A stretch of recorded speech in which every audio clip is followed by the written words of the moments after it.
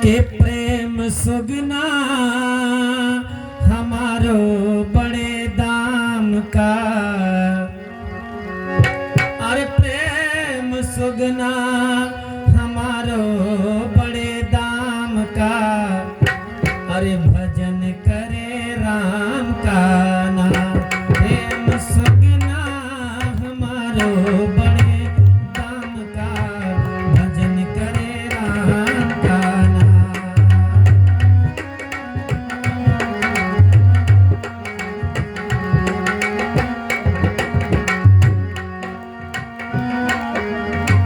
अरे एक दिन पिंजरा से उड़ जाई है फिर लौट के नाई है। एक दिन पिंजरा से उड़ जाई है।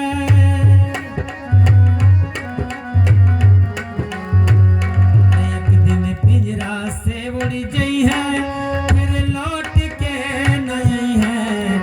अरे तन पिंजरा ना आए कौन काम का। भजन करे राम का। तन पिंजरा ना आए कौन काम का। भजन करे राम का।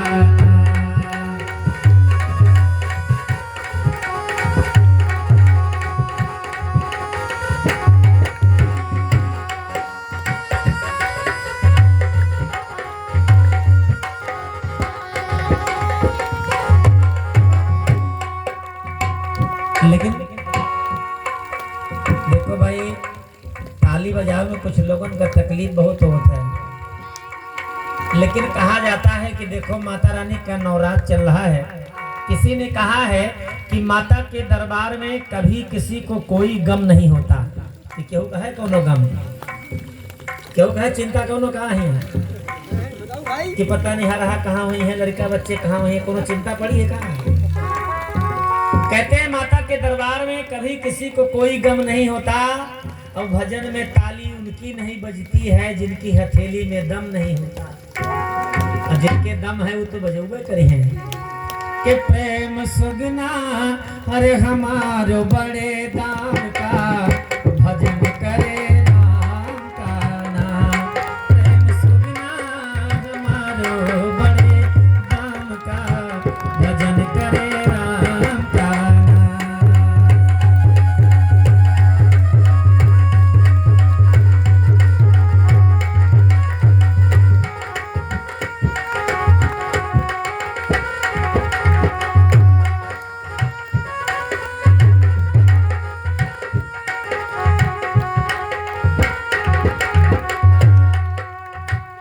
अरे होई गयो भिनसार भजन कैले बार बार। होई गयो भिनसार भजन कैले बार बार। प्यारे साधन बना लो मुक्ति धाम का। भजन करे राम का नाम। प्रेम सुगना हमारो बड़े दाम का। भजन करे राम का नाम।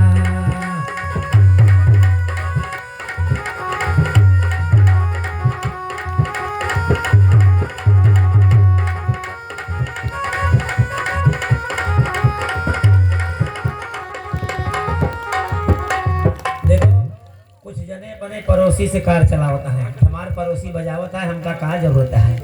लेकिन एक बात बताई भैया, पड़ोसी अच्छो होती खराबो होती। एक जगह कथा होत रही तो बड़ी भीड़ रहा वहाँ, जैसे यहाँ बड़ी भीड़ है।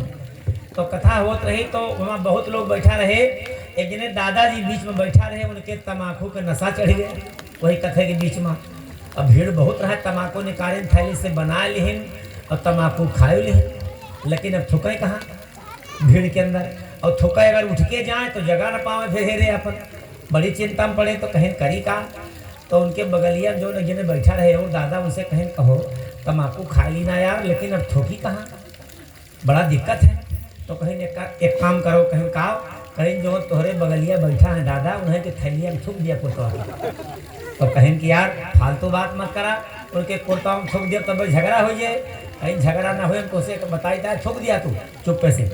तो कहीं नहीं झगड़ा हो जाए, अब जहाँ जगह मारपीट हो जाए, कहीं थूके हमारे थैली में। अरे कहीं हम कहते हैं थूका जल्दी से, तू कुछ ना बोली है। तो कहीं कैसे तू जानता है कि ना बोली हैं। अरे कहीं तोहरे थैलिया हम तो थूके हैं कहूँ तू इसी आता। तो कहे का मतलब पड़ोसी अच्छो होती बुरो होती, पड़ोसी के चक्कर ना पड़ो, आपन आपन ताली बजाओ, बजाइए कि ना बजाइए, अच्छा ढंग से बजाओ, देखिए कितना जोर से बजाओ तुम भाई ताली। ताली बजाओ, ताली बजाने से देखिए मन का जो मैल विकार है वो दूर हो जाता है और मन में प्रसन्नता आ जाती है। ताली बजाना बहुत जरूरी है। कि प्रेम सुगना हमारो बड़े दाम का, भजन करे राम का।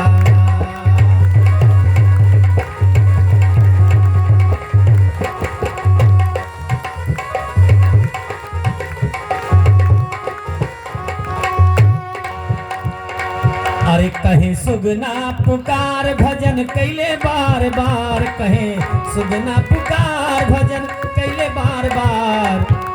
अरे मत कर गुमान गोरे चाम का, हो मत कर गुमान गोरे चाम का, भजन करे राम का नाम। प्रेम सुगना हमारो बड़े दाम का, भजन करे राम का नाम। प्रेम सुगना हमार बड़े दाम का, भजन करे राम का नाम।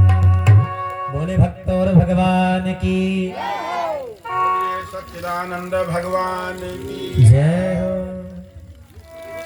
हनुमान जी महाराज एक पर्वत शिखर पर चढ़ करके चारों तरफ देखते हैं तो उनको एक छोटी सी गुफा दिखलाई पड़ी और उस गुफा के अंदर कुछ पक्षी जाते हुए दिखलाई पड़े।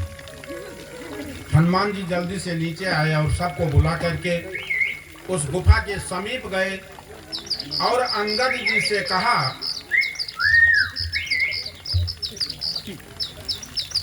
अंगद जी से कहा सबसे पहले आप गुफा में प्रवेश कीजिए।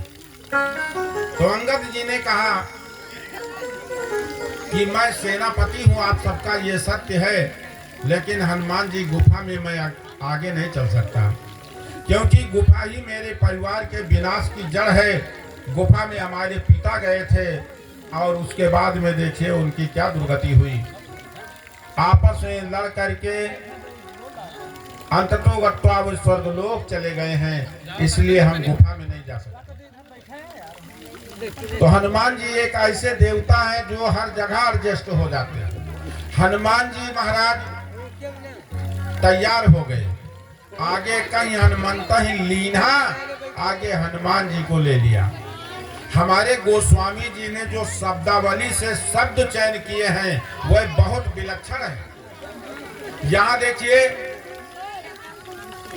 गोस्वामी जी लिखते हैं आगे कहीं हनुमंत ही लीना, और जब लंका से वापस हनुमान जी महाराज आते हैं तो सबसे बाद में जो है भगवान श्री राम के चरणों में प्रणाम करते हैं। तो हनुमान जी के विषय में गोस्वामी जी ने लिखा, पाछे पवन तनय सिर नावा। इसका अभिप्राय है कि जैसे आप पूरब दिशा की तरफ चल रहे हो और पक्षों से हवा तीव्र गति से आ रही है तो आपकी चाल बढ़ जाएगी। तो वहां सबको आगे बढ़ाने का कार्य हनुमान जी करते हैं और गुफा में आगे जाते हैं तो वहां पर इनको एक चंद्रप्रभा नाम की देवी मिलती है। मैं केवल भक्ति का निवास बता रहा हूं। वहां चंद्रप्रभा देवी मिली और चंद्रप्रभा देवी ने अंगद से पूछ दिया, कहा वीर अंगद तुम युवराज हो, सीता जी की खोज में निकले हो तो आंखें बंद करके खोज रहे हो या आंखें खोल करके खोज रहे हो? तो अंगद ने कहा, मातेश्वरी आंखें खोलने के बाद अगर बंद कर लिया जाए तब तो कुछ दिखलाई नहीं पड़ेगा और तब कैसे हमको सीता दिख पड़ेगी। तो चंद्रप्रभा ने उनको साधना का मार्ग बताया, कहा आप बैठ जाइए, आंखें बंद करके प्राणवायु को संभालिए और अपने हृदय में सीता जी की छवि देखने की चेष्टा करो, और जब नेत्र बंद कर लोगे तो हृदय की आंखें खुल जाएंगी और उससे सीता जी को देखो। उसके बाद चंद्रप्रभा देवी ने सभी वानर भालुओं से कहा, आप लोग आंखें बंद करके बैठ जाओ, और उनके तप के प्रभाव से उस पर्वत से आगे का जो मार्ग था समुद्र तक, वो चंद्रप्रभा की अटूट शक्ति के द्वारा सभी वानर भालू जब आंखें खोलते हैं तो सागर के तट पर मिलते हैं।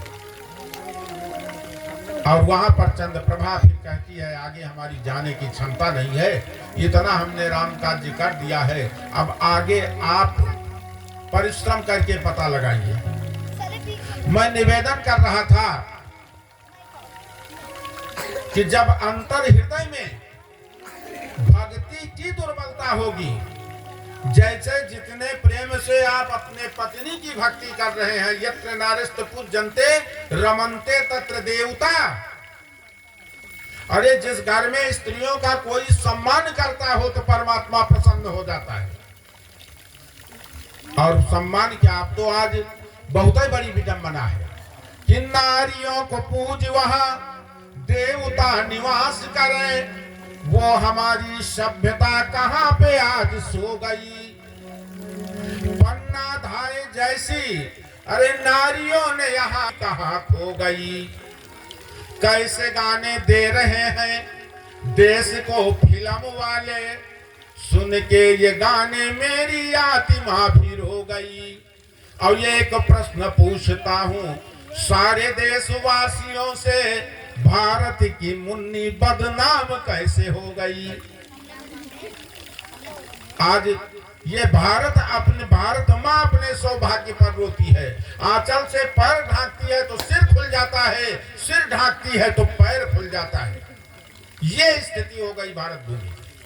भारत एक ऐसा देश है जो स्त्री संज्ञक देश है, केवल भारत माता की जय घोष होती है, और पूरे विश्व में कोई ऐसा देश नहीं है जहाँ की माताओं की जय घोष होती है।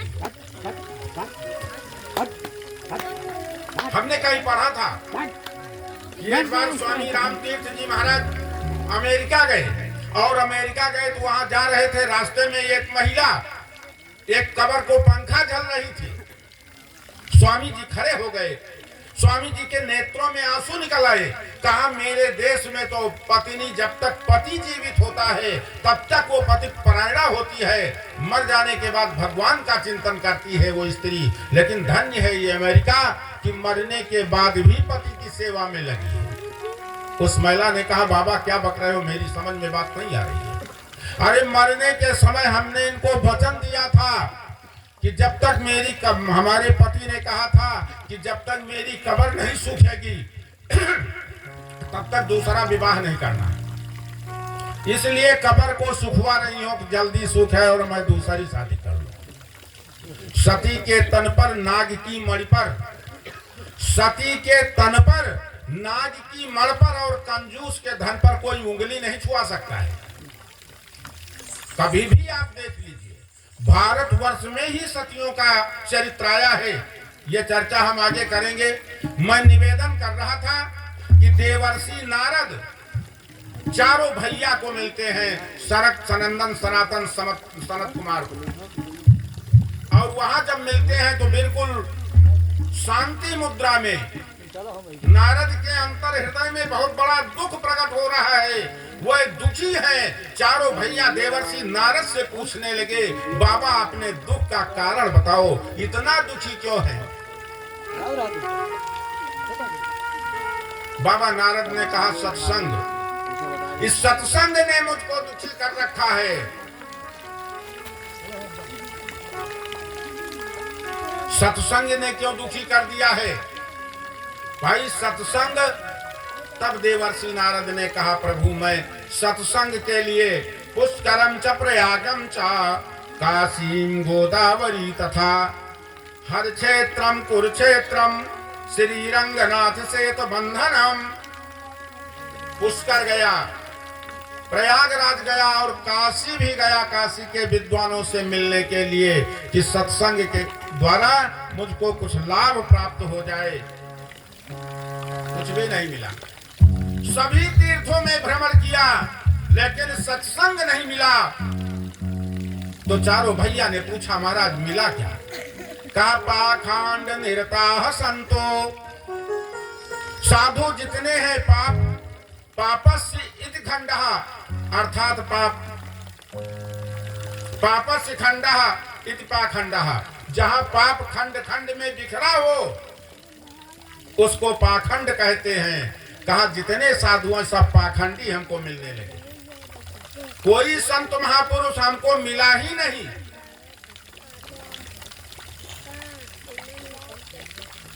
जितने हैं बिल्कुल पाखंडी मिलने लगे। कहा ये बंगला किसका है? कहा ये त्यागी जी का बंगला है। ये परम त्यागी पुरुष हैं, लेकिन बनाए हैं 50 करोड़ का बंगला। कहा ये बच्चे किसके हैं? कहा ये ब्रह्मचारी जी के बच्चे हैं। इतना शोरगुल कहाँ हो रहा? कहा मौनी बाबा का आश्रम है, वही शोरगुल चालू हो रहा है। देवर्षि नारद ने कहा महात्माओं की ये दशा देख करके तो मेरा हृदय विदीर्ण होने लगा। अब मैं क्या करूं? कहां जाऊं? किससे सत्संग करूं? पहले संत महापुरुषों को जो तपस्या करते थे, जितने ज्यादा भजन करते थे, जितने एकांतवास करते थे, उतना ही अच्छा और उनको उतना ही पवित्र आत्मा मान करके हमारे देश के सभी लोग उनको प्रणाम करते थे, नतमस्तक होते थे और उन्हें अच्छा संत समझते थे। आज तब तपस्या कुछ भी न हो, 2-4 चरपहिया वाहन हो, आगे पीछे 2-4 सैडो हो, साधु वेशभूषा धारण हो, रामानंदित तिलक लगाया हो, उससे बड़ा साधु दूसरा नहीं होगा। इतना परिवर्तन आ गया। देवर्षि नारद ने सनक सनंदन सनातन चारों भैया से कहते हैं महाराज, जब बाबाओं की ये दशा देखा तो मैं गृहस्थों के घर में प्रवेश किया गुप्त रूप में, तो वहां तो और विलक्षण दिखलाई पड़ा कि तरुणी प्रभुता गे है, श्याल को बुद्धिदायक, कन्या विक्रयणो लोभात, दंपति नाम च कलकनम।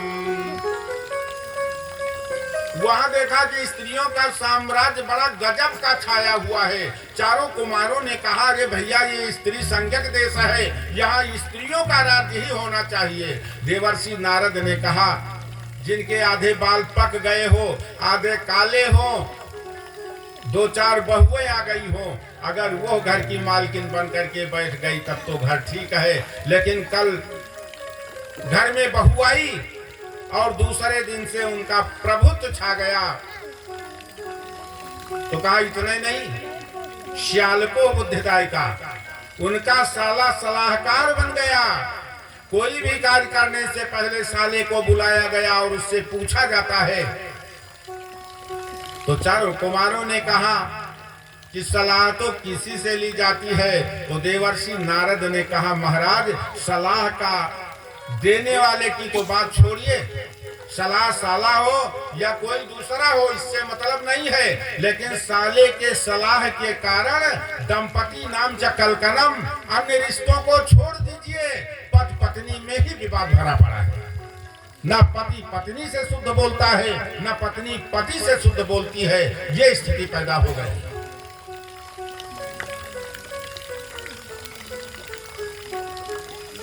इस तरह से देवर्षि नारद सनक सनंदन सनातन और सांत कुमार को बताने लगे और कहा महाराज इतना ही नहीं, कन्या विक्रयणो लोभाद, लोभ के बस कन्याओं को और बच्चों को बेचना प्रारंभ हो गया है। कन्याएं बिकना प्रारंभ हो गई हैं। इस भारत भूमि का क्या होगा, इस उद्देश्य से मैं चल रहा हूं। और उसके बाद घूमते घूमते जब हम श्रीधाम वृंदावन की तरफ चला, जमुना के तट पर हमने देखा तत्राश्चर्यं मया दृष्टं श्रुतां तन्मुनीश्वराः एका तु तरणी तत्र निखण्णाखिल मानसा। जमुना तटमापन्नः, जब मैं जमुना तट पर देखा तो 2 वृद्ध लेटे हुए थे। एक स्त्री रो रही थी, कई स्त्रियां उसको घेर कर खड़ी थी। मैं उनके पास गया, धीरे धीरे हम वहां पर पहुंचे। जब तो देखा वहां पुरुष कोई नहीं है, इसलिए हम धीरे से खिसकने की चेष्टा किया कि यहाँ कोई पुरुष नहीं है, बात न बने, इन लोगों के बीच में कहीं विवाद पैदा हो जाए तो बड़ा कष्ट होगा मुझे। इसलिए देवर्षि नारद पीछे मुंह करके चलने लगे। नारद जी ने कहा प्रभु जैसे हमने पीछे घूमा तो जो महिला वो रो रही थी वो खड़ी हो गई और मुझे आवाज दिया का भो भो साधो क्षणम तिष्ठ। हे महाराज थोड़ी देर के लिए रुक जाओ, मास्य चिंता मपिनाशई, आपके आने से हो सकता है मेरा कष्ट दूर हो जाए। दर्शनम तो लोकस्य सर्वथा हरम परम। महाराज जी कहाँ भाग रहे हो? एक मिनट के लिए रुकिए। आप जैसे संतों के दर्शन मात्र से जीवन के सभी पाप दूर हो जाते हैं, पाप ताप संताप दूर हो जाते हैं। मेरे तो न जाने किस जन्मों के भाग्य का उदय हुआ कि आप जैसे संत हमारे पास आ गए। आपका दर्शन पाकर मैं धन्य हो गई। इस प्रकार से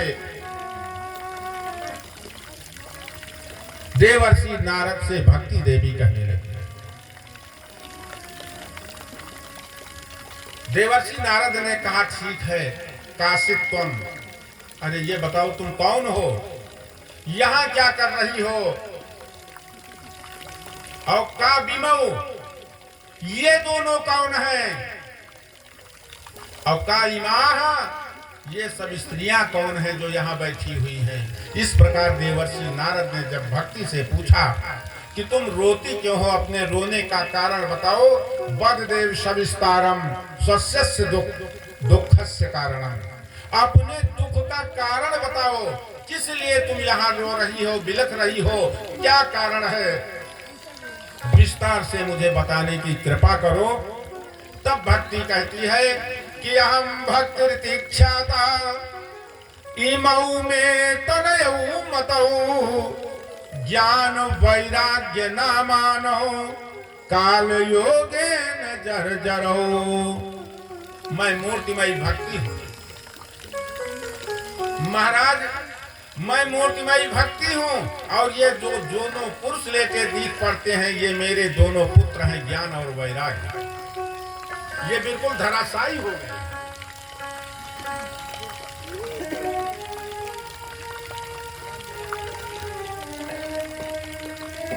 और भक्ति ने कहा, महाराज मेरे दुख का मूल कारण यही है कि मैं अपना पूरा परिचय आपको सुना दूं। मैं दक्षिण भारत में पैदा हुई, कर्नाटक में बढ़ी, महाराष्ट्र आदि प्रदेशों में मुझे कहीं कहीं बहुत बड़ा सम्मान मिला, लेकिन कुछ प्रांतों में मैं अपमानित होकर के पुनः उत्तर प्रदेश के वृंदावन धाम में जब पहुंची तो मैं नवयुक्ति हो गई, लेकिन हमारे दोनों पुत्र बिल्कुल वयोवृद्ध हो गए।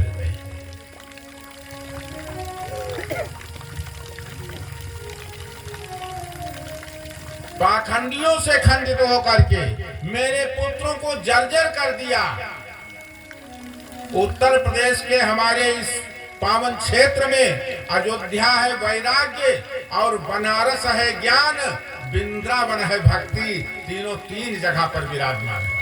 जब ये एक दूसरे के पास जाते हैं, अगर भक्ति अयोध्या आ गई तो जर्जर हो जाती है, वैराग्य वृंदावन पहुंच जाता है तो जर्जर हो जाता है। उसी प्रकार ज्ञान अगर वृंदावन पहुंचा तो भी जर्जर अवस्था में हो जाता है। इस तरह भक्ति देवर्षि नारद से प्रार्थना करती हैं और कहती हैं, महाराज ये दोनों जर्जर अवस्था में हैं। वृंदावनम पुनः पापे नवीनेव स्वरूपिणी। जब मैं वृंदावन पहुंची तब तो मैं सुंदर हो गई, सुकुमारी बन गई, लेकिन मेरे ये दोनों पुत्र बिल्कुल जर्जर अवस्था में हैं। मेरा कोई उपाय कीजिए, अन्यथा मैं भागत चली जाऊं। कहा, अगर आप कोई उपाय नहीं करेंगे तो वृंदावन छोड़ करके मैं विदेश चली जाऊंगी। इदम स्थानम परित्यज्य विदेशो गम्यते मया, मैं विदेश चली जाऊंगी, यहाँ नहीं रहूंगी। देवर्षि नारद ने कहा, ऐसा नहीं कीजिए, मुझसे जो भी बन पड़ेगा वो मैं करने के लिए तैयार हूँ।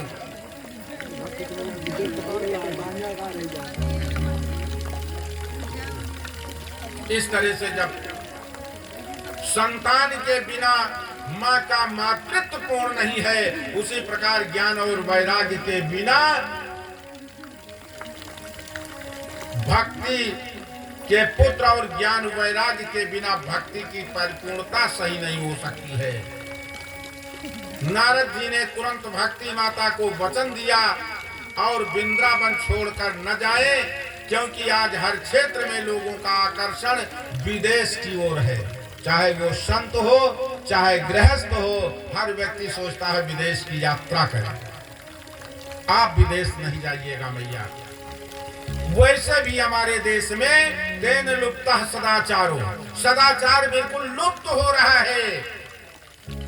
योग मार्ग से तपांश चा, बुद्धिमान वही है जो धैर्य पूर्वक नियमों का पालन करता रहे, क्योंकि अभी तक तो फिर भी बहुत कुछ मंगल दिखाई पड़ रहा है, पर वर्षे वर्षे क्रमात् जाता। ज्यों-ज्यों समय व्यतीत होता जाएगा मंगलम नापि दृश्यते, मंगल भी ये कार्य भी सब समाप्त हो जाएंगे। सभी लोग अकर्मणी हो जाएंगे, नास्तिकता पैदा हो जाएगी और उसके बाद में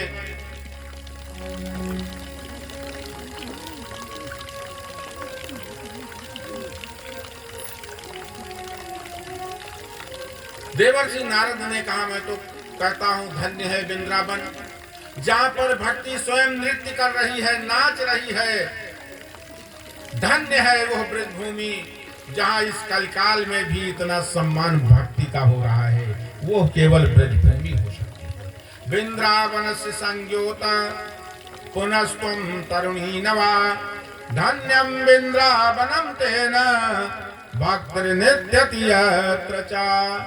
जहां आज भी दिन भक्ति विराजमान है, ब्रजभूमि धन्य है। देवर्षि नारद से भक्ति ने कहा, बाबा हमने सुना है कि महाराज परीक्षित कलयुग को पकड़ लिया था, तो उनको मृत्यु दंड दे देना चाहिए था। मृत्यु दंड क्यों नहीं दिया? मार देना चाहिए था। अगर कलयुग मर गया होता तो आज हम लोगों की ये दशा दुर्दशा में परिवर्तित नहीं होती। तब देवर्षि नारद भक्ति को समझाते हुए कहते हैं, देवी परीक्षित धर्मपरायण राजा थे। जिस समय कलयुग को परीक्षित ने पकड़ा तो हजारों दोष विराजमान होने के बाद भी कलयुग में एक बहुत बड़ा गुण था, वो महाराज परीक्षित ने देख लिया। कहा वो कौन सा गुण था? तो देवर्षि नारद भक्ति मैया से कहते हैं कि यद फलम नास्ति तपसा न योगेन न समाधिना तत्फलम लभते सम्यक् कलौ केवल कीर्तनात्। कलयुग में केवल भगवान नाम के संकीर्तन करने मात्र से जितना लोग जप तप यज्ञ करते थे, जितना वो फल मिलता है, उतना ही फल कलयुग में भगवान के संकीर्तन करने मात्र से प्राप्त होता है। गोस्वामी जी ने भी कहा, गोस्वामी जी ने प्रतिपादन कर दिया व्यास जी का कि कलयुग केवल हरि गुण गाहा, कलयुग केवल हरि गुण गाहा, कलयुग केवल हरि गुण गाहा।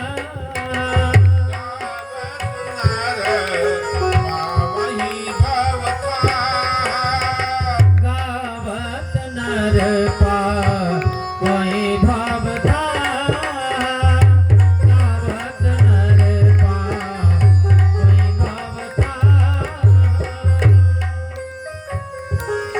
कलयुग में भगवान नाम संकीर्तन ही बहुत है। भक्ति का मतलब जैसे आप किसी का चिंतन करते हो। गोस्वामी जी ने भगवान श्री राम से प्रार्थना किया कि प्रभु मुझे तो आप भक्ति दे ही दिए हैं, लेकिन उस प्रकार से हमको सुंदर लगिए कि कामी नारी प्यार जिम।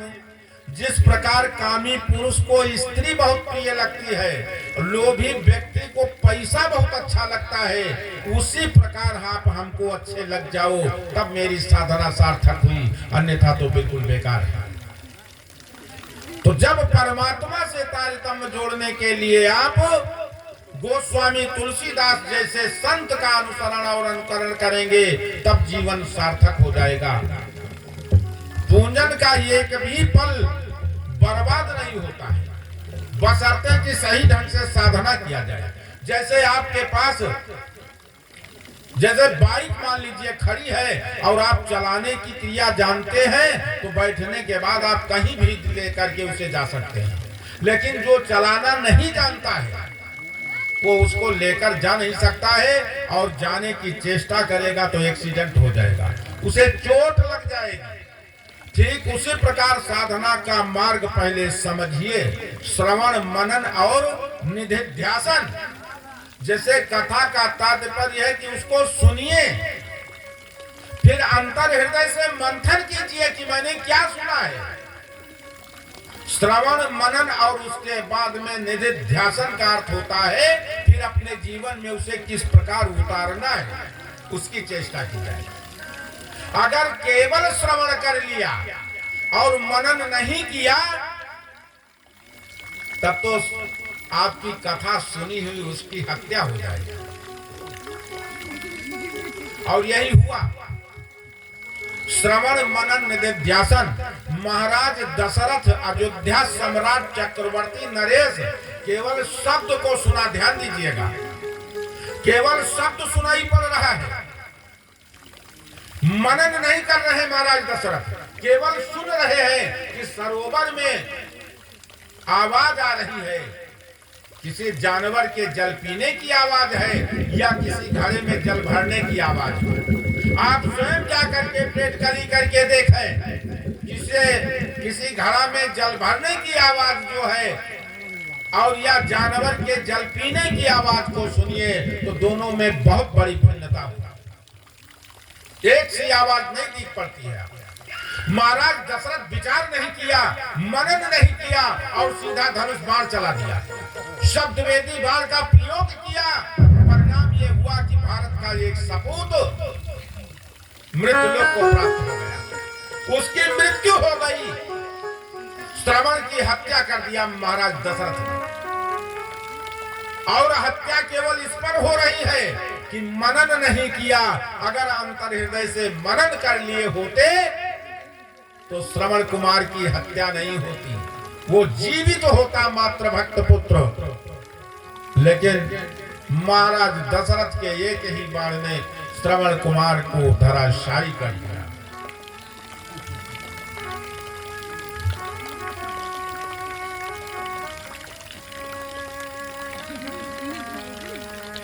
सुखदेव जी महाराज कहते हैं महाराज परीक्षित से,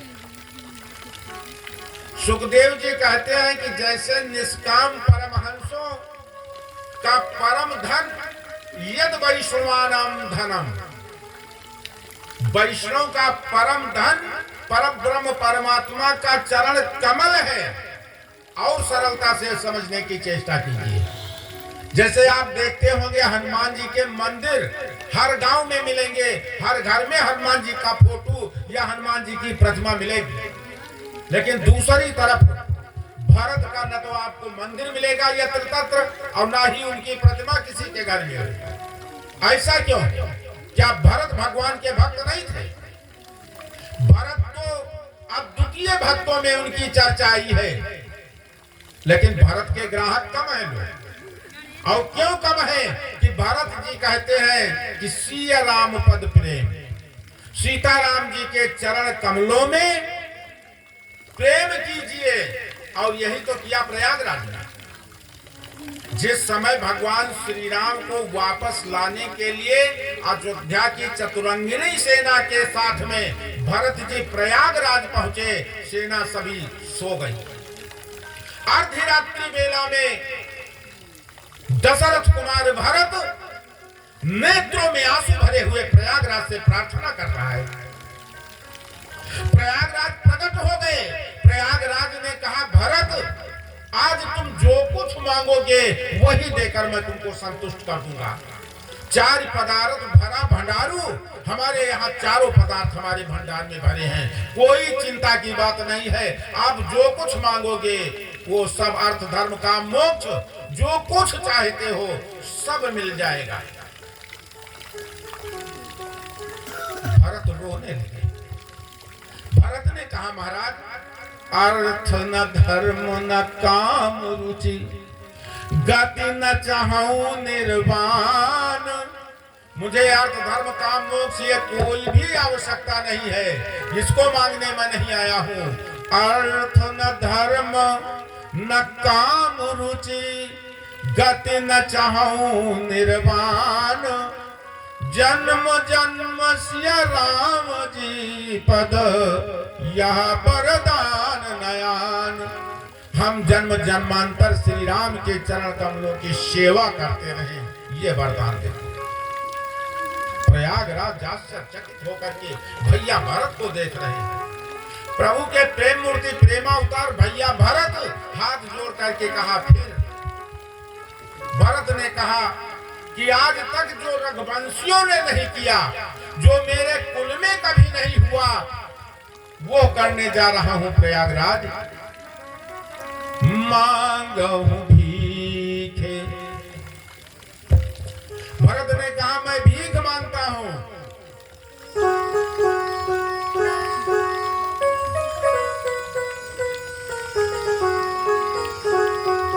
भरत ने कहा कि मांगहूं भीख, त्याग निज धर्म।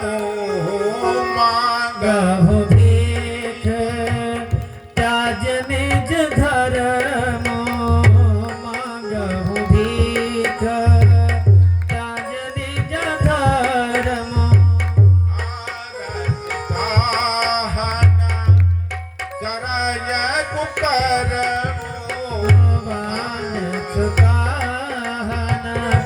करय कुकर्म।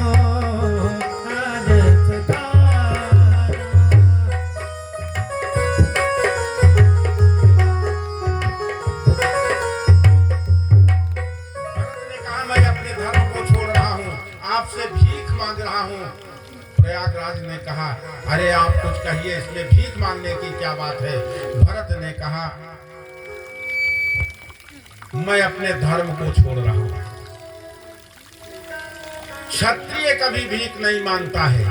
एक भाव है कि भरत जी कहते हैं कि कभी क्षत्रिय भीख नहीं मांगता है, लेकिन आज मैं आपसे भीख मांग रहा हूं, अपने धर्म का परित्याग करता हूं। दूसरा भाव है कि जो गृहस्थ है और राजकुमार है, राजघराने का रहने वाला है, वो भीख नहीं मांगता है प्रयागराज, लेकिन आज ये भरत आपसे भीख मांग रहा है। और एक भाव और विलक्षण आपको बताएं।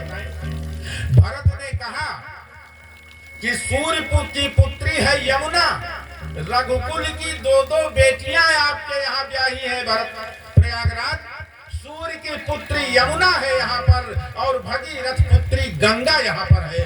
बहन बेटी के यहाँ कोई जाता है तो कुछ लेकर के जाता है, कुछ मांगता नहीं है।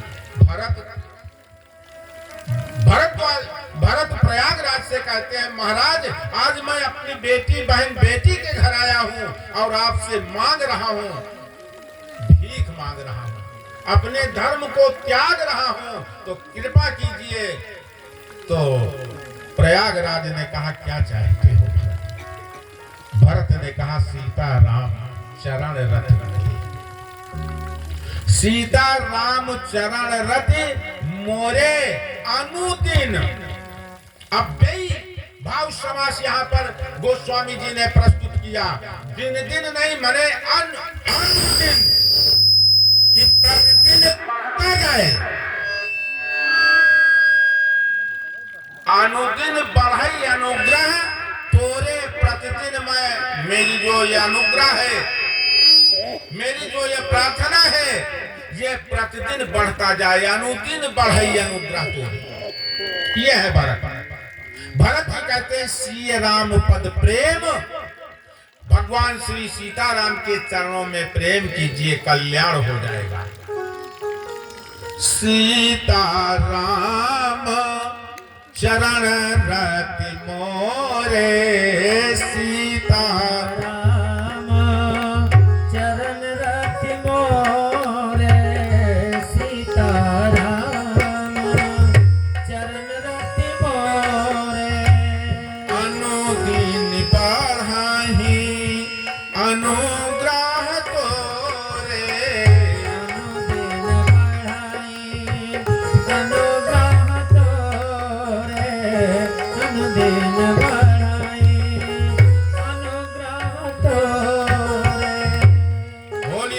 सच्चिदानंद भगवान की। भरत जी कहते हैं महाराज दिन प्रतिदिन इस तरह से हमारा प्रेम बढ़े कि दिन प्रतिदिन कम न पड़े और बढ़ता ही जाए। धन्य हो भैया, बोलिए सच्चिदानंद भगवान की। हमारे कहने का अभिप्राय है कि भरत जी अपने भक्तों से कहते हैं कि श्री सीताराम जी के चरण कमलों में प्रेम कीजिए, कल्याण हो जाएगा, जीवन सार्थक हो जाएगा। और दूसरी तरफ हनुमान जी महाराज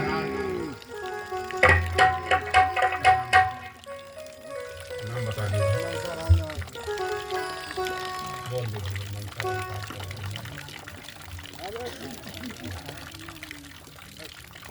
बोलिए सच्चिदानंद भगवान की। हरिओम। आप हैं हमारे भैया मनसाराम जी पूरे निवाज। आपकी ओर से भगवान की पवन कथा में 100 रुपए का दान किया गया है। एक बार जोरदार आप लोग तालियां बजा दीजिए भैया के लिए। कहा भी जाता है कि लक्ष्मी के सुत चार हैं, लक्ष्मी के सुत चार हैं, दान अग्नि नृप चोर, और चौथे का जब मान नहीं तो बड़के का जब मान नहीं तो तीन करें घर फोर। कहा जाता है कि लक्ष्मी के 4 बेटवा हैं। कौन कौन है? दान, अग्नि, नृप और चोर। बड़का बेटवा है दान। अगर अपने धन का आप अंशदान कुछ नहीं करोगे तो दूसरा गुस्सा आ जाए। दूसरा कौन है? दान अग्नि। अग्नि माने आग, आग लग जाएगी, संपत्ति नष्ट हो जाएगी। अगर ये बख्श दी। दूसरा बात तीसरा का कौन है? तीसरा का है राजा, नृप है। राजा आजकल के कौन है? आजकल के राजा है दरोगा जी, आजकल के राजा है डॉक्टर साहब, आजकल के राजा है जज साहब, वकील साहब। ये तुम्हारा रुपया ले दिए गए पड़ी तुम। अगर ये बख्श दी तो नंबर चौथा है चोर। जैसे तुम एटीएम से निकाले हो 10-20 हजार, कोनो मोबाइल से घुमा दे कि लेके 50,000 फलाने जाए रहे, आगे रास्ता मिल लियो उनसे ठिकवा दे, तुम्हारा रुपया चली जाए। बोले वृंदावन बिहारी लाल की। इसलिए अपने कमाई का कुछ अंशदान जरूर कथा में करें। आप सब लोग आए, क्योंकि ये कथा किसी व्यक्ति विशेष की नहीं है और कंजूसी अच्छी बातों नहीं है।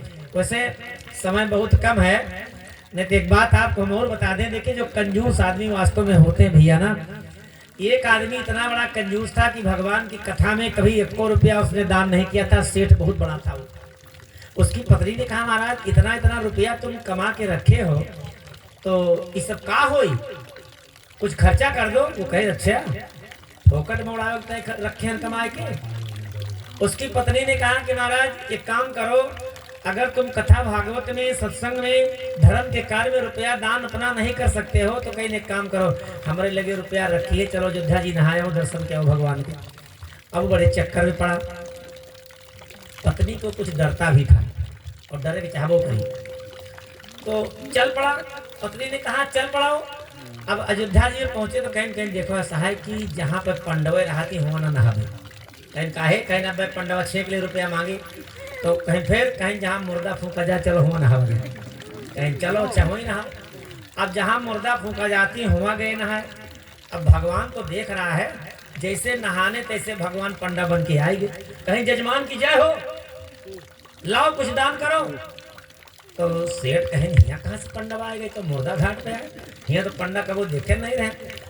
तो बाबा का दान कह दी। अरे कहीं इतना बड़ा सेठ हो, दान करो कुछ।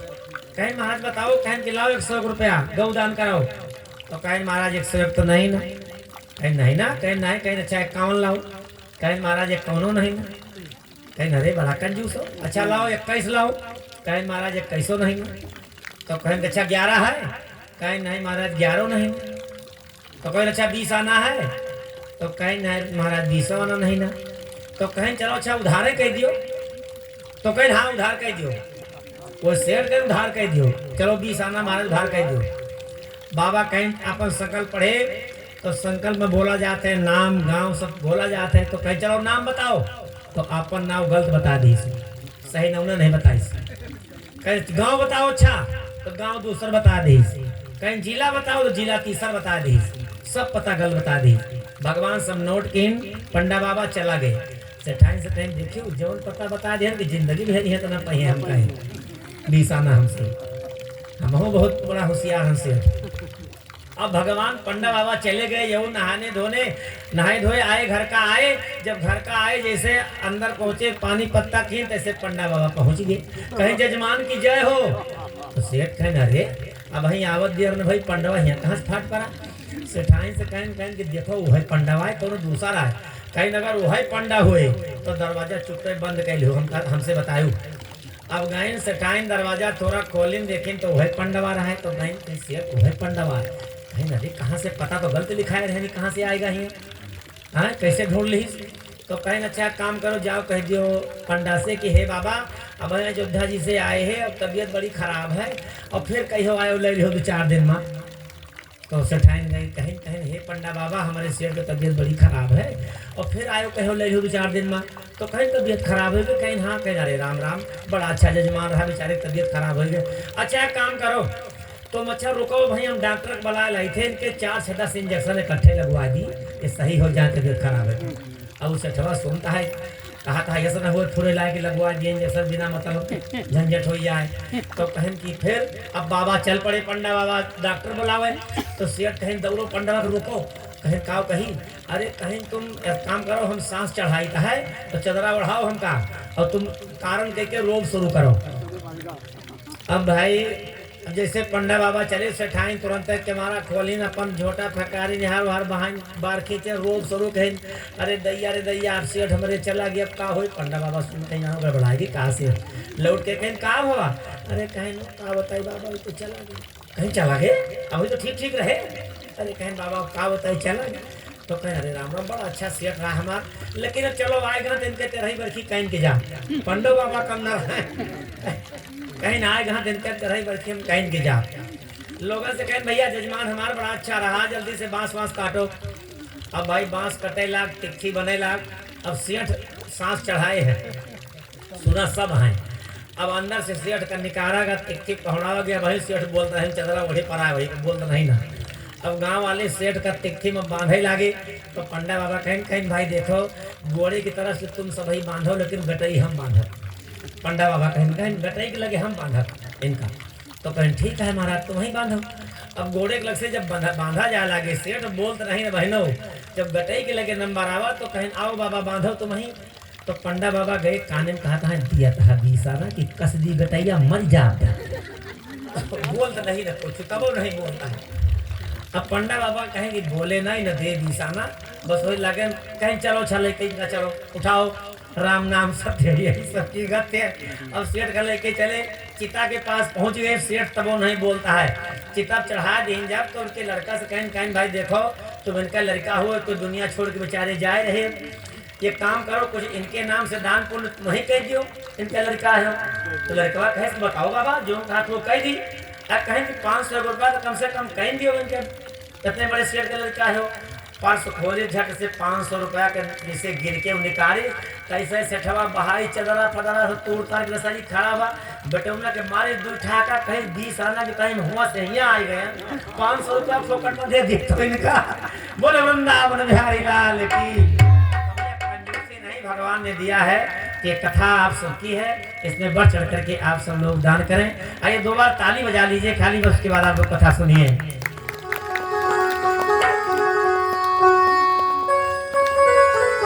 कि राधे राधे गोविंद, अरे राधे राधे गोविंद गोविंद राधे राधे राधे गोविंद।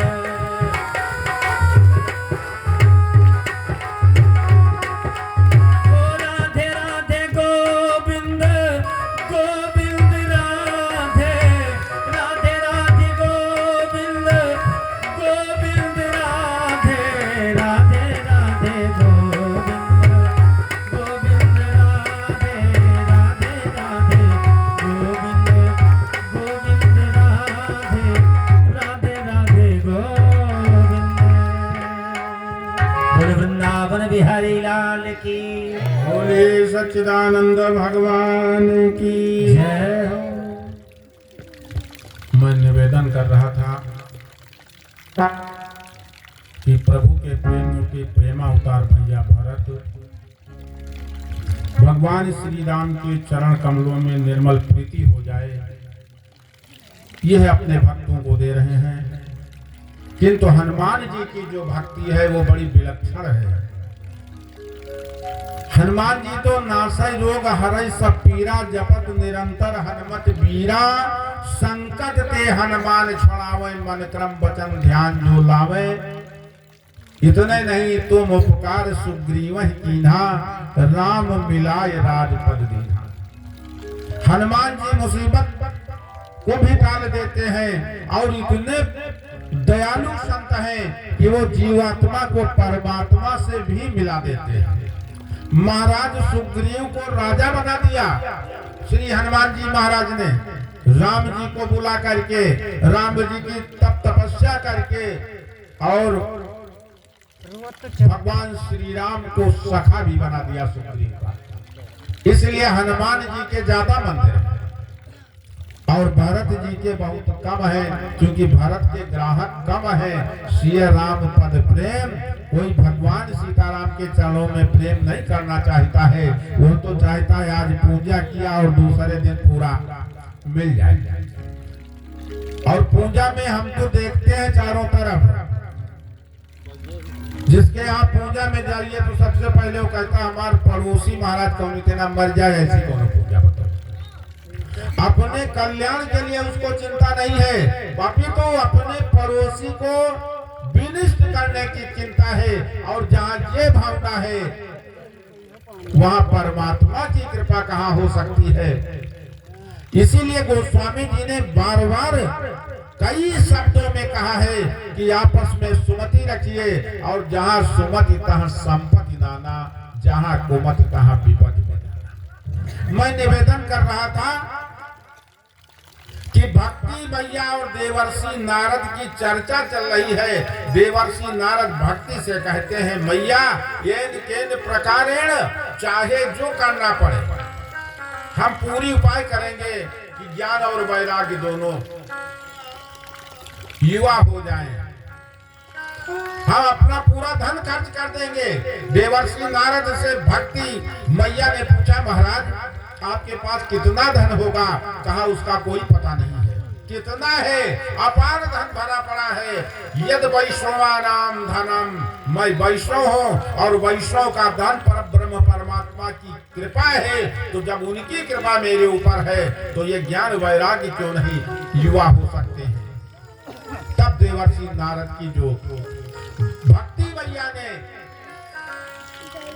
वंदना किया, बड़ी विलक्षण वंदना श्रीमद् भागवत में भक्ति मैया ने देवर्षि नारद की कि जयति जयति माया यस्य काया धवस्ते वचन रचन में कम केवल चाकलई द्रुपदमपि यातो यत कृपातो ध्रुयम सकल गुण कुशल पात्रम बम ब्रह्मपुत्रम नशामि। भक्ति बार बार प्रणाम करती है देवर्षि नारद को, हे ब्रह्मपुत्र आपको बारंबार प्रणाम है। सा कृष्णा क्वापि नो गतः। देवर्षि नारद कहते हैं कि गोविंद कहीं चले नहीं गए हैं, भगवान अब भी विराजमान है और वो जरूर आपके कष्ट से आपको छुटकारा दिलाएंगे। श्री कृष्ण चरणाम्बर भोज अस्मरम दुखम गमिष्यति। भगवान का नाम लीजिए, आपके दुख का विनाश हो जाएगा। देवर्षि नारद ने समझाया आप तो गोविंद के चरण कमलों का ध्यान करो, दुख अपने आप भाग जाएगा। वो फिर आप इनकी प्राण वल्लभा हो, प्रियतमा हो। आप जहां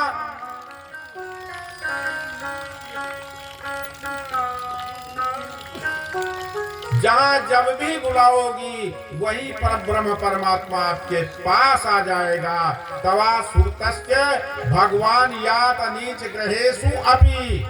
अरे आप भगवान का स्मरण कीजिए और भगवान न आवे मैया, ऐसा हो नहीं सकता। देवर्षि नारद चारों भैया से कहते हैं कि भक्ति मैया से हमारी इस प्रकार की वार्ता हुई और मैंने क्या किया,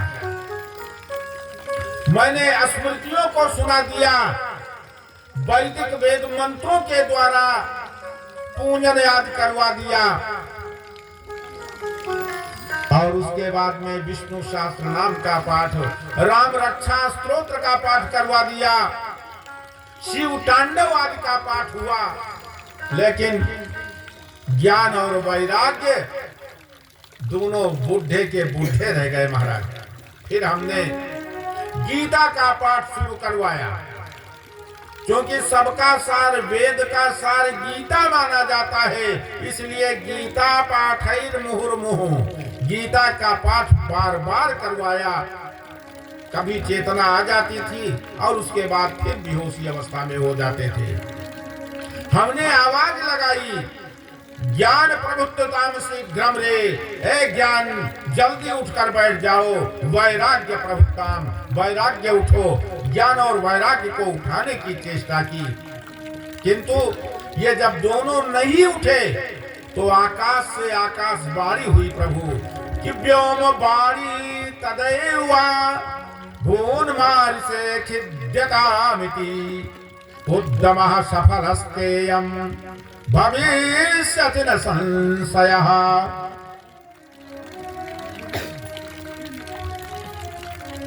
आकाशवाणी अधूरी हुई प्रभु। आकाशवाणी ने कहा सत्संग करो, सत्कर्म करो। ज्ञान वैराग्य ठीक हो जाएंगे। और सत्संग और सत्कर्म करने के लिए मैंने जब आकाशवाणी से पूछा कि मुझे क्या करना होगा, तो ये तथम तु सत्कर्मम सुर से तो समाचार, तुम केवल सत्कर्म करो, संतों से मिलो और तुम्हारा कार्य संपन्न हो जाएगा। इस तरह से देवर्षि नारद सनक सनंदन सनातन सनत कुमार चारों भैया से बताते हैं और कहते हैं कि मैं हर तीर्थों में इधर उधर घूम करके आया हूं, लेकिन मुझे कहीं पर शांति नहीं मिली, सत्संग तो मिला ही नहीं। अरे कुछ महात्माओं के पास गया तो वो चुपके से खिसक लिया, कुछ ने कहा सत्संग के लिए आ रहे हैं, हमारी क्या औकात है कि हम देवर्षि से सत्संग करें। और कुछ ने तो मौन धारण कर लिया, कहा नवरात्रि का समय चल रहा है, 9 दिन का मेरा मौन व्रत है और नारद जी से बता दीजिएगा कि 9 दिन के बाद वार्ता होगा। अब बताइए हम किससे सत्संग करें, ये सोच करके हम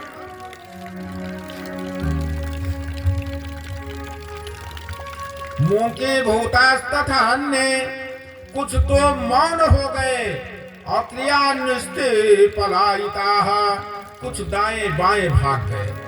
अब हम सत्संग करें तो किससे करें? जब कोई जवाब नहीं मिला तब नारद जी सीधा कहते हैं कि मैं बद्रिका आश्रम की ओर चल पड़ा।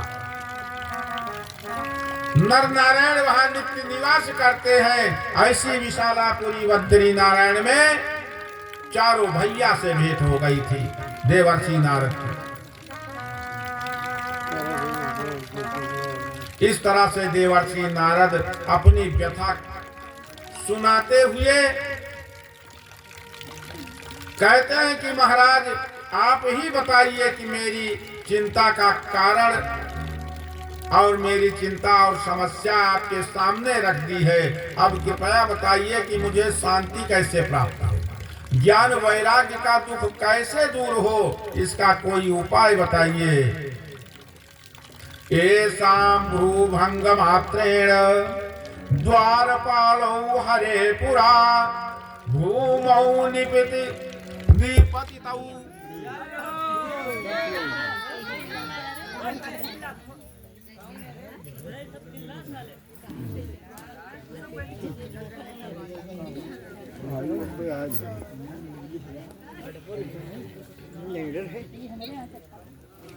अरे बैठो भैया बैठो, कोई उठे हुए नहीं तो कोनो व्यवस्था हो, बैठ जाओ 10 मिनट और बोलबे दाओ ना, थोड़ी देर हम आपके समय बर्बाद करें।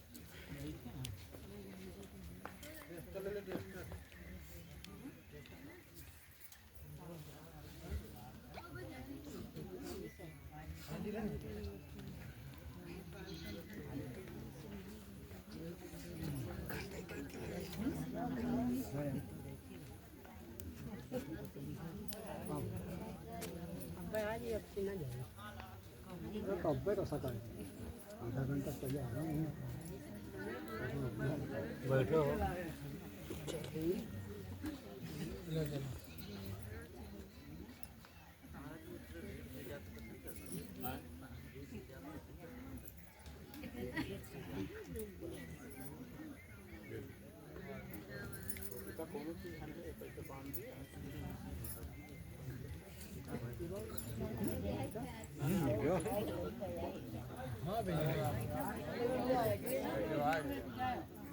कोई तो नहीं है वो क्या वाला है कि नहीं? हालांकि आगे हो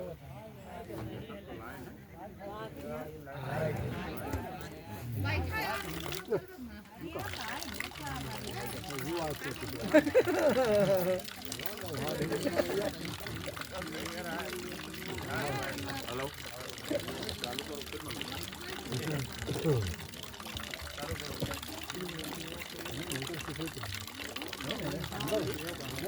फिर भाई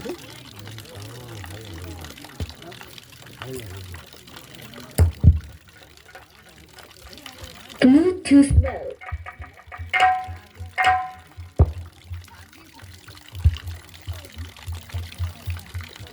आवाज नहीं है। हेलो हेलो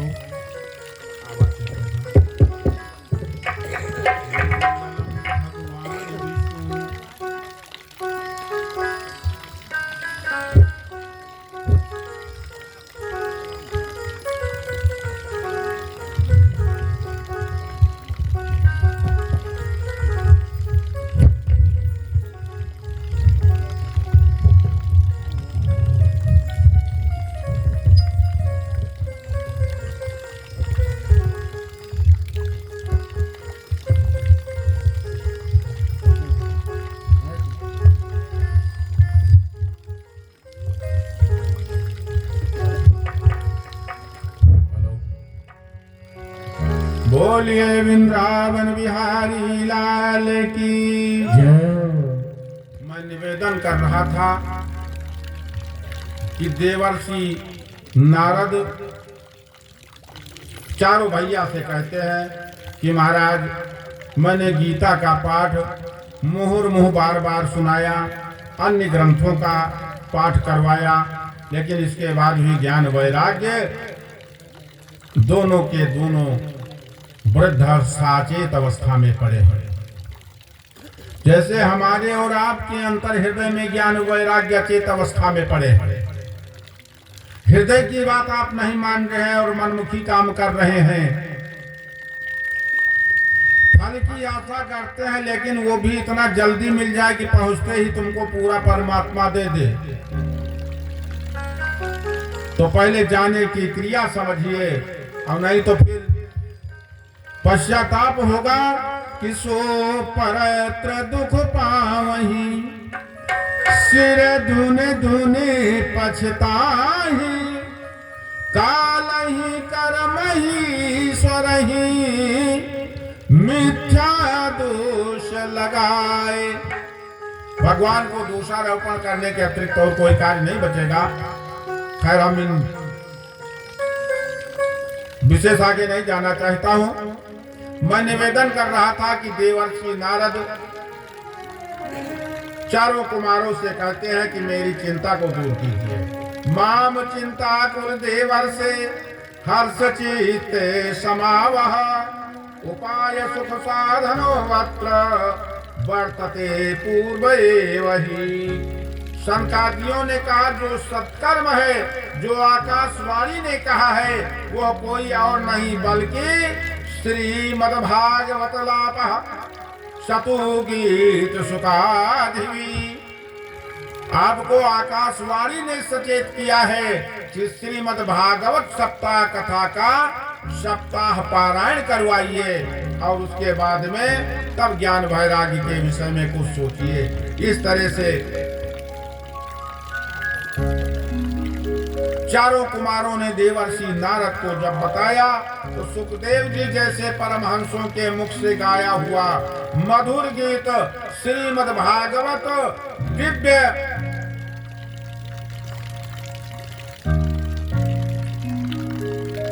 यह दिव्य ग्रंथ जिसका पान करते ही ज्ञान और वैराग्य की वो वृद्धावस्था दूर हो जाएगी और नव यौवन संपन्न होकर मैया के साथ ताता थैया करके नाच उठेंगे।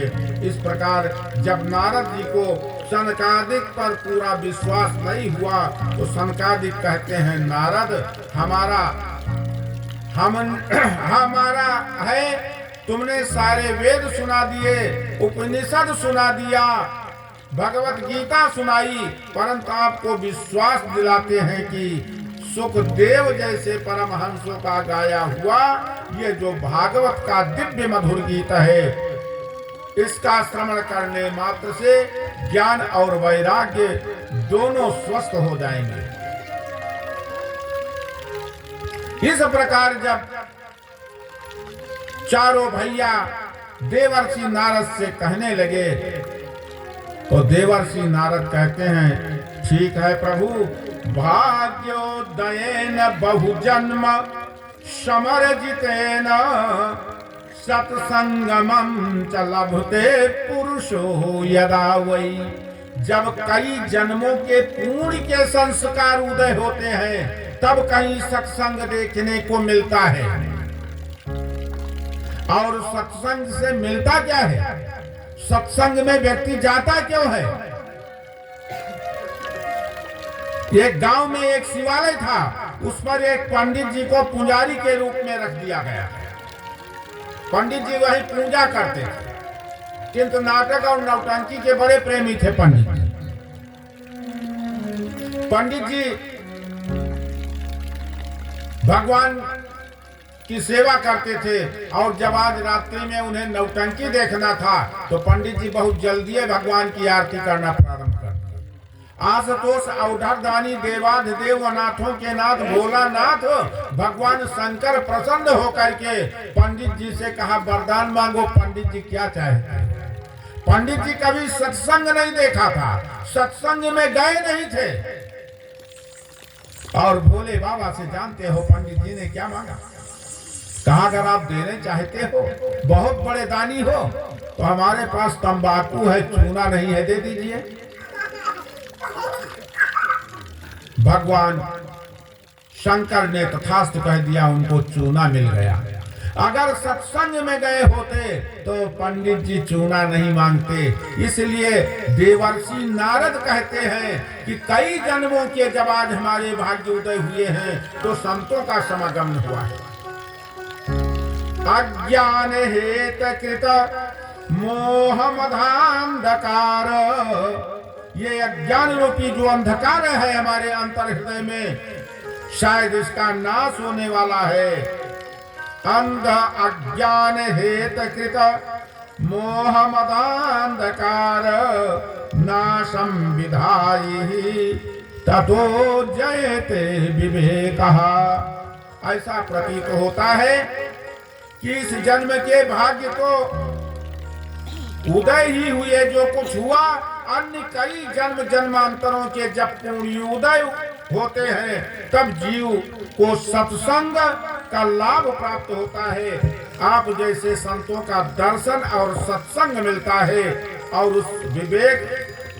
उससे विवेक जागृत होता है, विवेक जागता है और जब विवेक का सूर्य उदय होता है तो अज्ञान का सारा अंधकार नष्ट हो जाता है। इसी बात को हमारे कल पावन अवतार कविकुल गुरु चूड़ामणि गोस्वामी तुलसीदास प्रतिपादन करते हुए मानस में कहते हैं कि बिनु सत्संग विवेक न होई, बिन सत्संग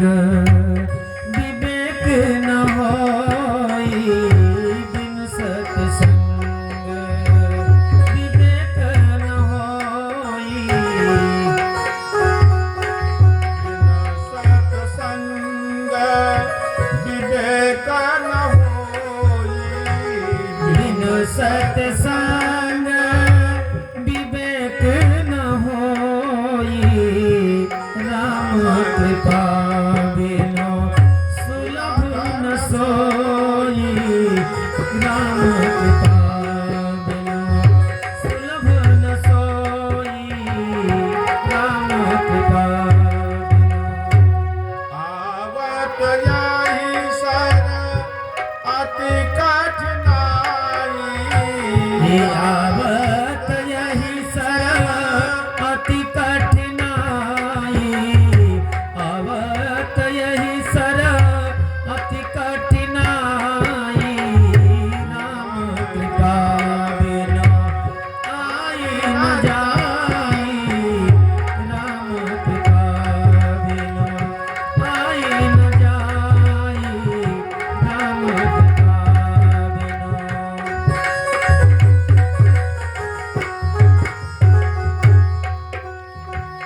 बोलिए सच्चिदानंद भगवान की जय हो देवर्षि नारद ने कहा, प्रभु बड़ी अच्छी चर्चा आपने किया और मैं आप चारों भाइयों से निवेदन करता हूँ, प्रार्थना करता हूँ कि श्रीमद् भागवत की जो वार्ता है ये आप हमको सुनाने की कृपा करें। ये चर्चा बद्रिकाश्रम में हो रही है। सनक, सनंदन, सनातन, सनत कुमार चारों भाइयों ने एक स्वर से कहा कि सभी लोगों को आमंत्रित कीजिए। कथा का पारायण हरिद्वार में होगा, गंगा के तट पर, और हरिद्वार के गंगा तट पर बालू पर वेदी बना करके, मंडप बना करके, चारों भैया का आसन लगा करके देवर्षि नारद कथा सुनने के लिए बैठ गए। शौनक जी सूत जी महाराज से कहते हैं, अरे देवर्षि नारद सप्ताह भागवत कैसे सुन सकते हैं? कैसे उन्होंने सुन लिया? उन्हें तो प्रजापति दक्ष का शाप है कि वो एक जगह रुक नहीं सकते। देवर्षि नारद, गर्ग संहिता में प्रसंग आता है कि देवर्षि नारद एक बार प्रजापति दक्ष के घर पहुंच गए। प्रजापति कहीं बाहर गए हुए थे, उनके 7 बच्चे थे और 7 को इन्होंने ऐसा उपदेश दे दिया, ऐसा ज्ञान दे दिया कि उनको वैराग्य हो गया और वैराग्य होकर के वो जंगल चले गए। जंगल में तपस्या करने लगे, परमात्मा की खोज में लग गए। देवर्षि नारद फिर लौट गए और जब प्रजापति आए, उन्हें पता चला कि उनके बच्चे वन यात्रा कर चुके हैं, तपस्या के मार्ग में भगवत प्राप्ति के लिए निकल चुके हैं। शांत चित्त से प्रजापति दक्ष ने सहन कर लिया और जब दूसरी बार 2-4 बच्चे फिर प्रजापति ने पैदा किए और फिर देवर्षि नारद पहुंचते हैं, उन बच्चों को भी इन्होंने साधु बना दिया। और उसी बीच में बढ़ जाओ बच्चे, बस 10-15 मिनट और बोला, उसके बाद बंद कर दो। अरे क्या बढ़ जाओ।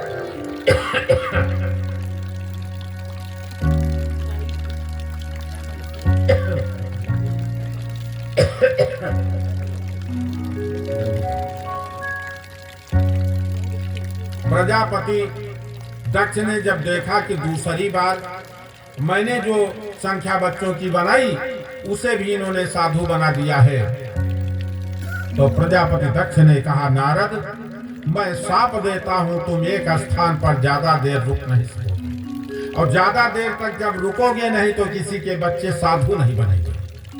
नारद ने कहा, प्रजापति क्या साधु बनना कोई पाप है? तपस्या करना पाप है? तो प्रजापति दक्ष ने जो तर्क किया वो भी बड़ा विलक्षण था।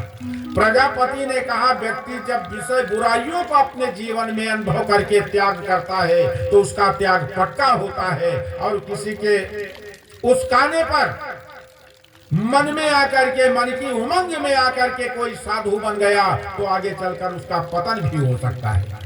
इसलिए पहले अपने जीवन में विषय बुराइयों का अनुभव करके जो व्यक्ति त्याग करता है उसका त्याग पक्का होता है, और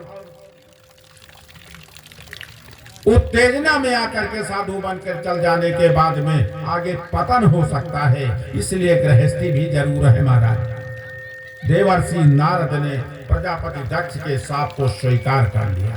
लेकिन जब सप्ताह कथा की व्यवस्था करने लगे देवर्षि नारद, तो श्रीमद् भागवत उठाकर देखिए, बड़ी विलक्षण व्यवस्था किया।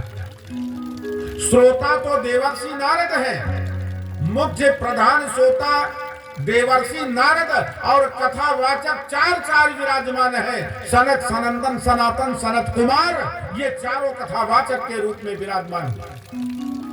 देवर्षि नारद सब लोगों को आमंत्रित करने के लिए चारों तरफ तेजी गति से भागने लगे।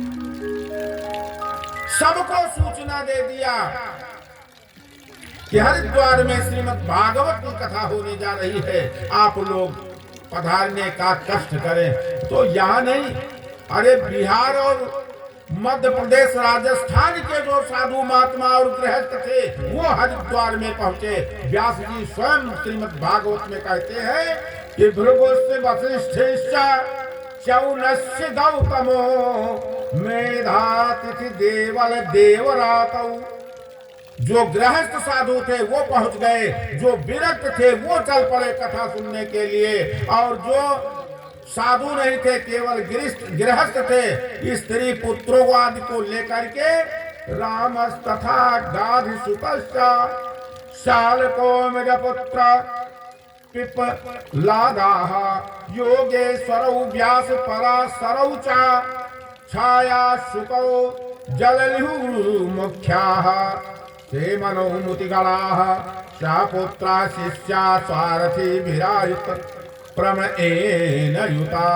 जो गृहस्थ संत थे वो अपने स्त्री और पुत्र को साथ में ले दौड़ करके चले आए। जो विरक्त संत थे वो अपने आप अपने शिष्य को, अपने परिकरों को साथ लेकर के चल पड़े। सभी ऋषि मुनि दौड़े दौड़े आए। देखते देखते गंगा के तट पर ऋषियों से भर गया। कोई जय जयकार बोल रहा है तो कहीं शंख गूंज रहा है, जय शब्दो नमः शंखः, जय शब्दो नमः शब्दा शंख शब्दस्तथैऊचा। गंगा तट जय घोष से गूंज उठा और उस पावन संतों के समाज में मध्य सनकादियों के कथा का शुभारंभ किया। सदा सेव्या श्रीमद् भगवती कथा भागवती कथा यस्या श्रवण मात्रेण हरिश्चित्तम समाचरेत। शनकादिक कहते हैं कि भगवान की कथा सदैव श्रवण करने योग्य है। इसके श्रवण करने मात्र से चित्त में हर चिपक जाते हैं। वो टेढ़ी टांग वाला द्रवीभूत चित्त में ऐसा गड़ जाता है जिसे तुम निकालना भी चाहो तो निकल नहीं पाएगा। एवं वदन्ते दिवा देव समाज मुख्या। ऐसा आकाश में खड़ा हुआ पूरा देव समाज कहता है कि अभागों को देखो,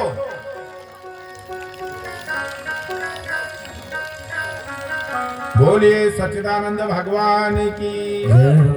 कुछ लोग कथा की निंदा करने के लिए ऐसे भी पाठक उस समय भी थे।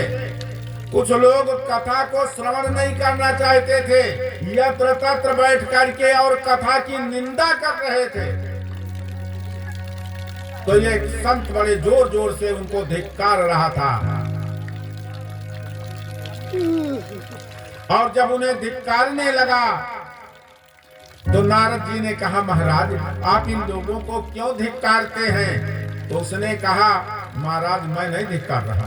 अरे आकाश में देवताओं की तरफ दृष्टि डालिए, देवता लोग क्या कह रहे हैं।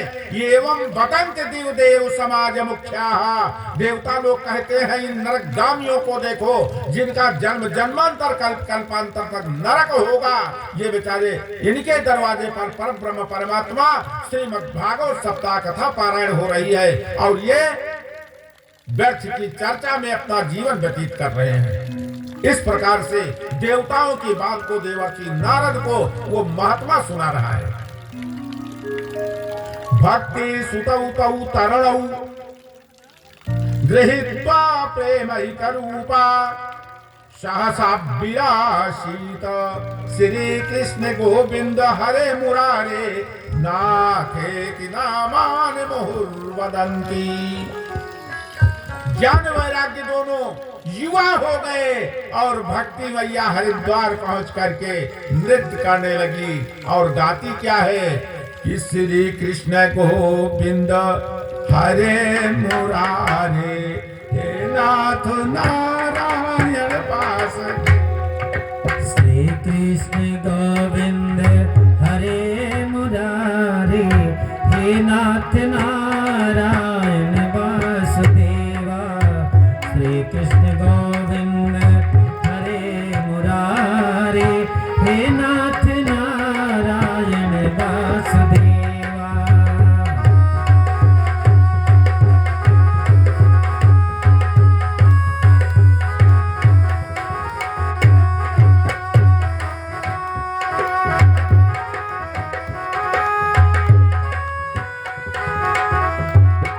बोलिए वृंदावन बिहारी लाल की। जय हो। सभी श्रोताओं ने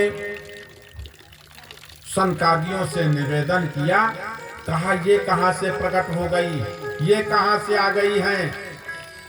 कथम प्रविष्टा कथम आगतेयम मध्ये मुनीनाम तर्कयन्तः। सभी महामुनि तर्क वितर्क में पड़ गए, कहा ये कैसे आ गई, कहां से प्रकट हुई। तो संकादियों ने कहा भाई जहां भगवान की मंगलमय कथा होती है वहां पर भगवती भक्ति महारानी स्वतः पहुंच जाती हैं और सबके हृदय में विराजमान हो जाती हैं। अहम प्रतिष्ठानी, महाराज मैं कहाँ बैठूं। जब भक्ति मैया इस तरह से कहती है मेरा स्थान कौन सा है, तो संकादियों ने कहा देवी यहाँ जितने भी वैष्णव भक्त हैं, श्रोता समुदाय हैं, जो बैठा है उनके हृदय भवन में जाकर आप विराजमान हो जाइए, उनके हृदय को पवित्र कर दीजिए, क्योंकि त्रिभुवन में वही धन्य है जिसके हृदय में भक्ति का निवास है। इस भवन में भक्ति महारानी विराजमान हो जाए और भगवान के पीछे नहीं भागना पड़ता है, वरन भगवान उसके पीछे भागते हैं जिसके अंतर हृदय में भक्ति का निवास होता है। सकल भुवन मध्य निर्धन निर्धनास्ते अपधन्या निवसत हृदय साम श्री हरेर भक्त रेका हरिरप निजलोकम सर्वार्थो व्याय प्रविशत हृदय साम भक्त सूत्रोत्पन्नः। त्रिभुवन में पूरे तीनों लोक में वही धन्य है जिसके अंतर हृदय में भक्ति निवास हो गई, उसे भगवत की प्राप्ति हो गई, इस लोक में सुख भोगा और परलोक में जाकर के वो भगवान का दास बन करके सीधा परलोक की यात्रा किया। और जो लोग इससे वंचित रह गए उन्हें तो दुख भोगना ही पड़ेगा। हम आपको विश्वास दिलाते हैं, आपके बगल में जो भी हो फिलहाल आद्याशक्ति भगवती विराजमान है। यहाँ एक अटूट शक्ति बहुत दिनों से विराजमान है, ये आप बनवाए हैं। उसके बाद में अपनी कामना को लेकर के आइए और कथा को सुन करके मनन कीजिए। मैं आपको विश्वास दिलाता हूँ कि आपकी मनोकामनाएं भगवान श्याम सुंदर सुनिश्चित ही पूरी करेंगे। इस तरह से मैं निवेदन कर रहा था कि भक्ति मैया वैष्णवों के हृदय में विराजमान होकर के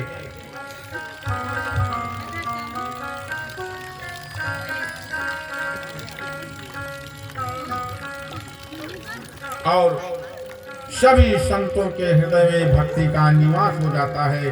श्री सूत जी महाराज कहते हैं, ऋषियों अब देवर्षि नारद ने सनकादियों से कहा, भगवान हम प्रत्यक्ष देख लिया है कि श्रीमद् भागवत के श्रवण से ज्ञान और वैराग्य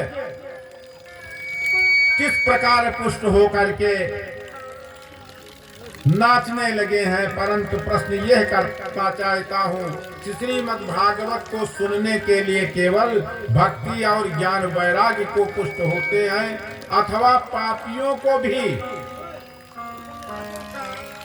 देवर्षि नारद सूत जी से कहते हैं कि महाराज ज्ञान वैराग्य तो पुष्ट हो गए, भक्ति मैया युवा है ही है, लेकिन मैं ये प्रार्थना करना चाहता हूँ जिन्होंने बहुत बड़ा पाप किया हो, जो पापात्मा है, जिन्होंने पाप के अतिरिक्त कुछ जीवन में देखा नहीं है, क्या उनका भी कल्याण श्रीमद् भागवत से हो सकता है? के विशुद्धयन्ते वदन्तमह्यम्, कौन कौन से लोग जो पापी हैं वो परम शुद्ध होकर के और परम धाम की यात्रा करेंगे? तो सनकादिक मुस्कुराते हुए देवर्षि नारद से कहते हैं, नारद अत्याचारी, दुराचारी, भ्रष्टाचारी, पाखंडी चाहे जो भी हो, ऐसा महापापी कदाचित जीवन में कई बार कथा सुनने का उसे अवसर भी न मिला हो और बाद में मृत्यु के बाद उसे प्रेत योनि मिल गई हो, तो उस प्रेत योनि से छुटकारा श्रीमद् भागवत देती है। प्रेत पीड़ा निवारण श्रीमद् भागवत। ये मानवा पाप कृतस्य सर्वदा सदा दुराचारस्तद् विमार्गाः क्रोधाग्निदग्धा कुटिलास्य कामिनः सप्ताह यज्ञेन कलौ पुनन्ति। बहुत बड़ा पापी अगर प्रेत योनि में भी चला गया है तो भी उसका उद्धार हो जाता है श्रीमद् भागवत सप्ताह कथा से। इन्हीं शब्दों के साथ भगवान श्याम सुंदर के चरण कमलों में वाणी को विराम देते हुए आप लोगों से निवेदन करूंगा कि कल धुंधकारी से लेकर के और आगे, क्योंकि कथा बहुत पीछे हो रही है इसलिए थोड़ा और आगे बढ़ करके आप सबों को कथा सुनाने की चेष्टा करूंगा। और जो लोग किसी भी प्रकार की किसी को दिक्कत है तो आपको तत्काल यहाँ से लाभ मिलेगा, उसमें पैसे की कोई बात नहीं है। ऐसा नहीं समझिएगा कि मैं पैसे के लोभ में बोल रहा हूँ, लेकिन मुझे भगवती पर और भगवान पर अटूट विश्वास है। मैं जानता हूं कि मेरी प्रार्थना को प्रभु मेरे नकार नहीं सकते हैं, इसलिए अगर कोई भी दिक्कत है तो त्वरित आपको लाभ मिलेगा।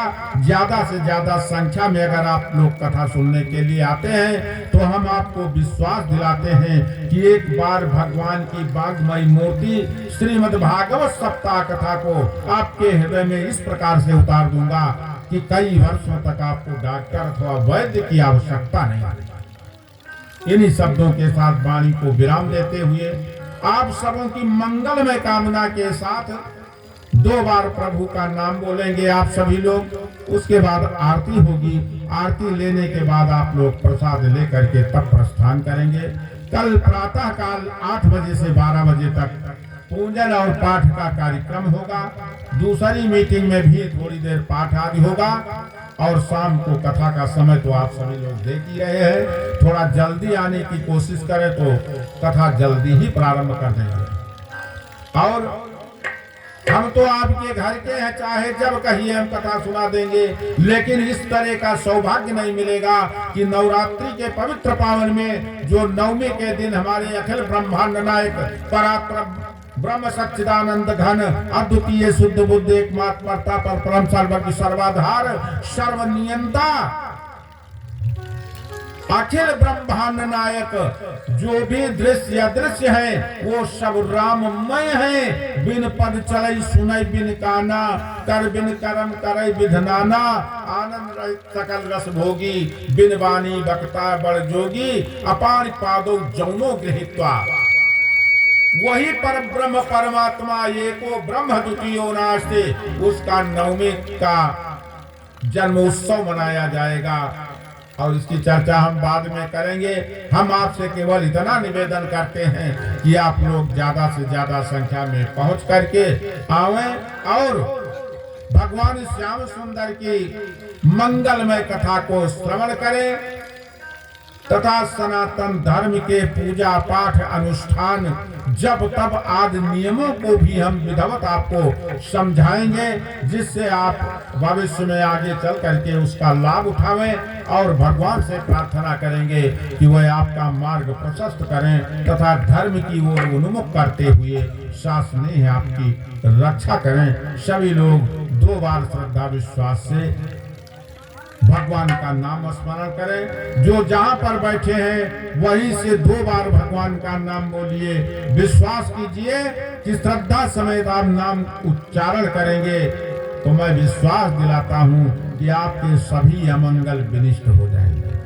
सभी लोग बोलेंगे सीता रानी की जय, महारानी की जय, सीता रानी की जय, महारानी की जय, सीता रानी की जय, महारानी की जय, जनक दुलारी की हरि जय जय, श्री जनक दुलारी की हरि जय जय, श्री जनक दुलारी की हरि जय जय, राम राघव की जय, असुरारी की जय, राम राघव की जय, असुरारी की जय, राम राघव की जय, असुरारी की जय, श्री अवध बिहारी तिहारी जय जय, श्री अवध बिहारी की हरि जय जय, श्री अवध बिहारी की हरि जय जय, बोलिए वृंदावन वसैया की जय हो, वृंदावन बिहारी लाल की जय हो, रामचंद्र की जय हो, शंकर भगवान की जय हो, जरा जोर से बोलिए हनुमान जी महाराज की जय हो। और जोर से बोलिए दुर्गा मैया की। अब आरती का आनंद ले आप लोग। दानियों की श्रेणी में हमारे भैया राम भोज जी हैं। आपकी ओर से भी 100 रुपए का दान आया है। माता रानी आप सबका भंडार भरे और बढ़ चढ़ करके आप लोग इस कथा में अपना दान करके पुण्य के भागी बने। आइए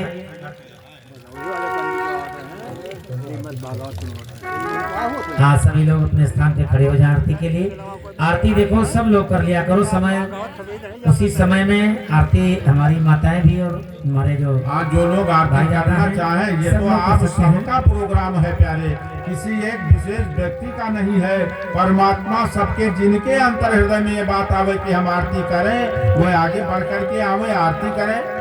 उसमें कोई पैसा नहीं लगना है, केवल आपकी श्रद्धा और विश्वास की बात है। तो आगे चल करके आवे और आरती करें, एक दूसरे को आरती देते रहें।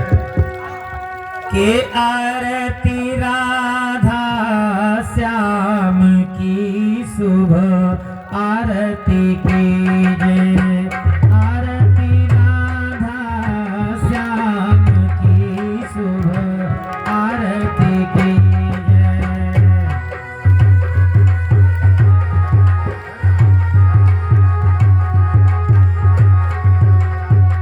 कनक सिंहासन राजत जोरी, कनक सिंहासन राजत जोरी, आदि सत्य विश्व भानु किशोरी, नंद नंदन घन श्याम की शुभ आरती कीजिए, आरती राधा श्याम की शुभ आरती कीजिए।